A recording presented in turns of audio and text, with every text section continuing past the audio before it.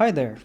This is an ESP32 module I soldered on a breakout board recently, and it was a kind of disaster.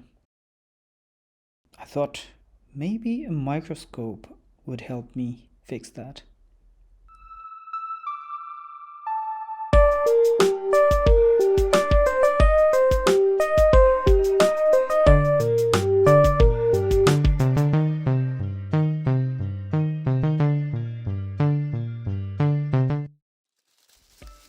So I ordered this 1600X zoom microscope, digital microscope on AliExpress. 13 euros, came quite quickly, about in 2 weeks.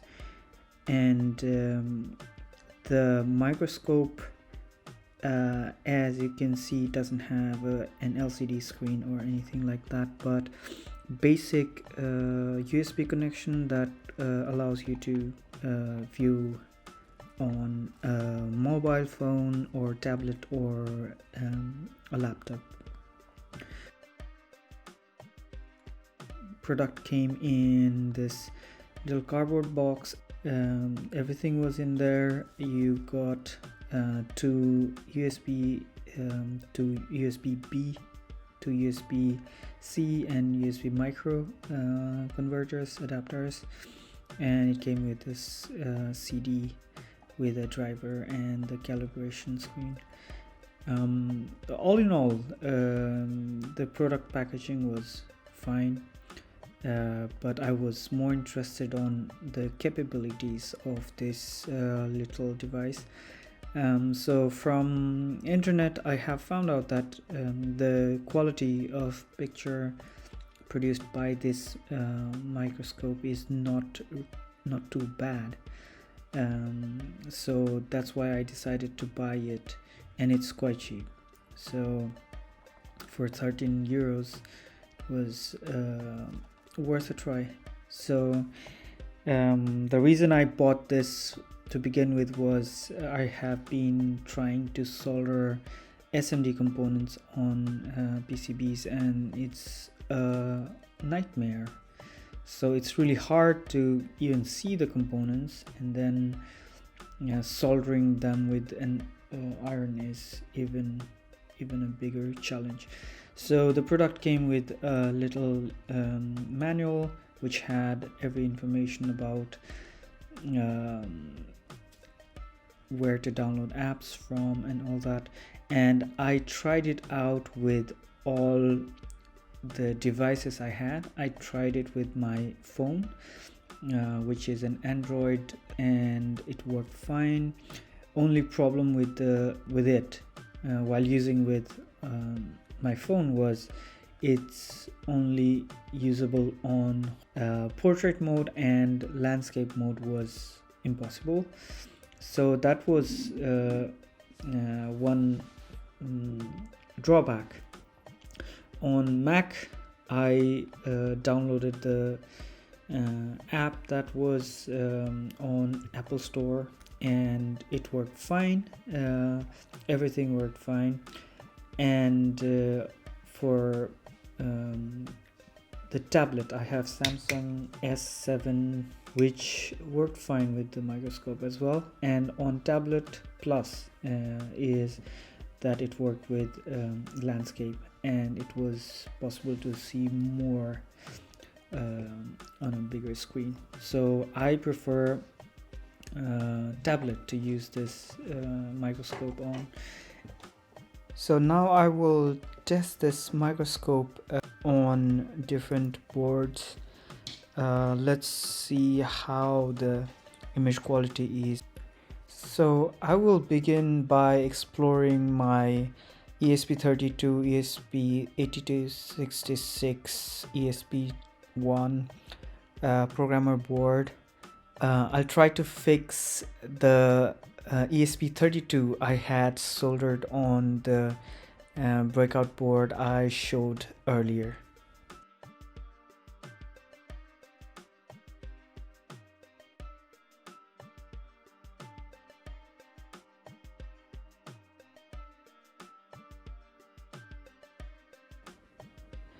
So these were some recordings of the board, and as you see, it's really zoomed in, and the picture quality is not really bad. So I think it's usable and will be helpful for me to fix this soldering, and probably I will use it later on while soldering these components. So this was on a full resolution, which was 1920 by 1400 or something. So there is a setting to set it to lower resolution, and this is 640 by 480 or something in that range, which again, I think it shouldn't be lower quality, but probably the higher resolution version was simply upscaled version of the 640 into 480, as you can see right now. But yeah, it doesn't seem much different on the tablet screen, so I don't mind using the lower resolution or higher. So it's just about when recording. As you can see, it's seen smaller on the screen. If I resize it, let me just try it. It didn't look that different, but I might be wrong. It may have applied some kind of sharpening or some effect, so it still looks nicer. So what you're seeing right now is the ESP32 that I had soldered on the breakout board, and as you can see, I had left a lot of pins not soldered properly, and some had excess soldered and so on. So let's just explore how good of a job I had done soldering this module. You can see there are some very burned. The PCB of the module itself is quite burned, because I think I had done several rounds of soldering, because it wasn't properly soldered. So on this side you can see the first pad has a weird shaped solder, and the second one doesn't have enough of it. Same on the third one. And the PCB board, look at how it's burned.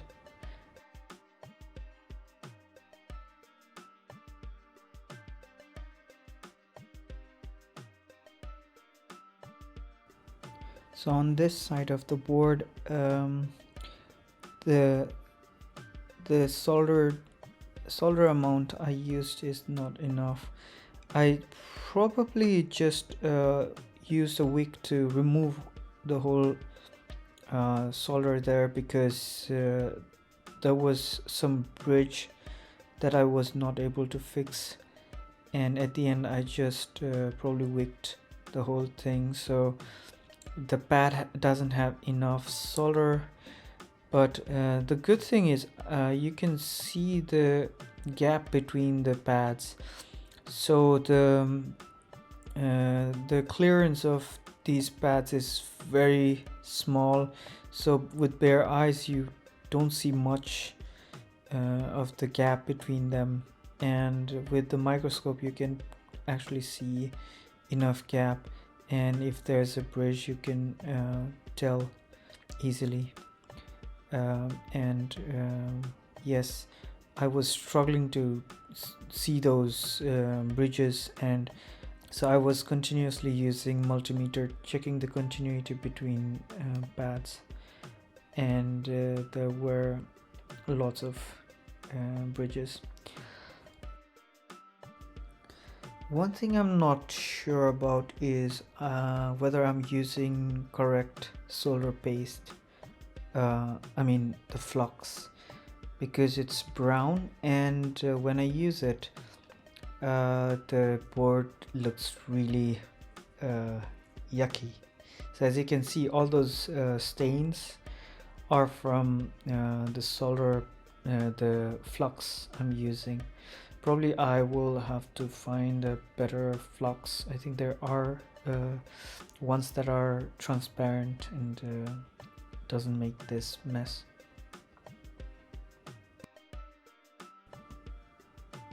So this one is another board. This has ESP32-S3 being soldered on ESP32 Breakout board. I will probably make a video about using this old ESP32 board on for ESP32-S3 module.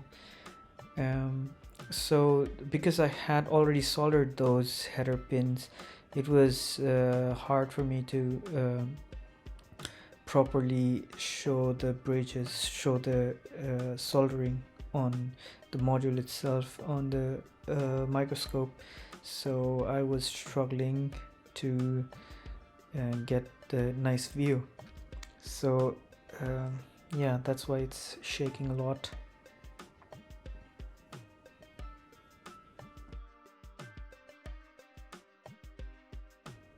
Here you can see better amount of solder.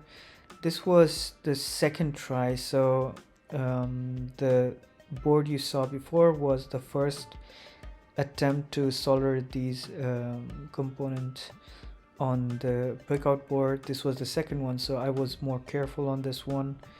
So you can see a little bit better soldering done here.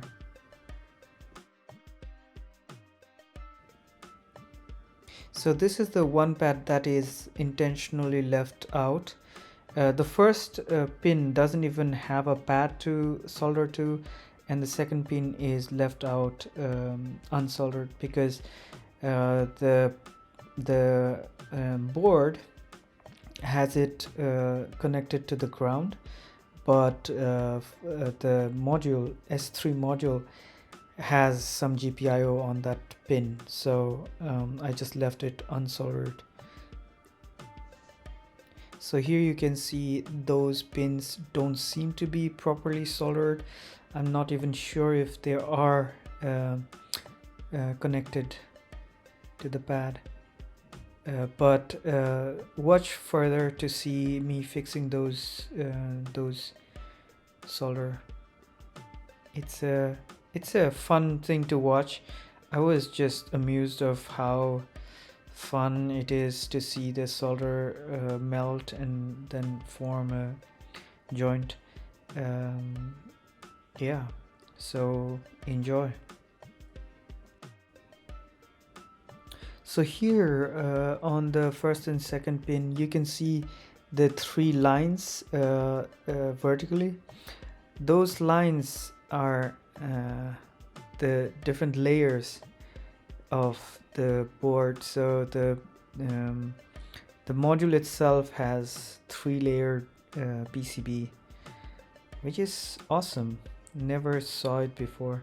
So the each pin has this via going through, and there's this copper going on each layer for this tiny bit just to cover the pad, which is really nice to see.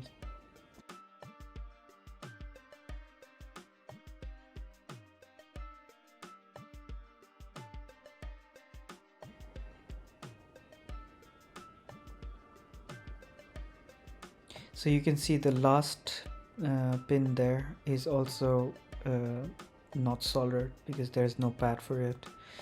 So those two pins on left the one on the left and one on the right, they are GPIOs that if I need, I can just solder a tiny wire to it.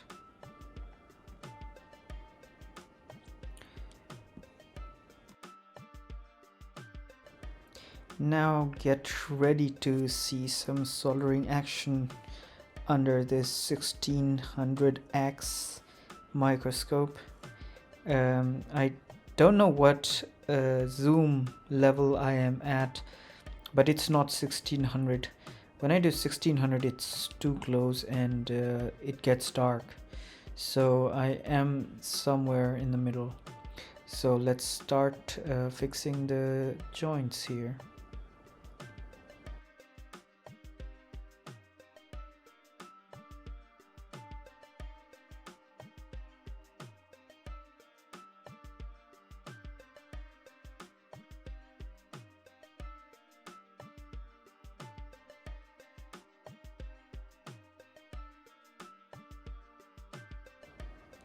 This is what I was talking about. Isn't it so awesome to watch? To see them form this nice curvy joints. It's really satisfying, at least for me. So enjoy watching the soldering on the rest of this video. I will not narrate anything further, so I would like to ask you, if you liked the video, please like, and if you want to watch more of these videos, please subscribe to my channel and please share it with your friends. I post about ESP32s, I post about web developments, I post tutorials about JavaScript, React and stuff like that. So I will be posting more videos on ESP32 and different peripheral devices. I've been trying to make time to make more videos about these, so hope you will enjoy those as well, and stay tuned. I will catch you later. Bye bye. Have fun watching the solder melt.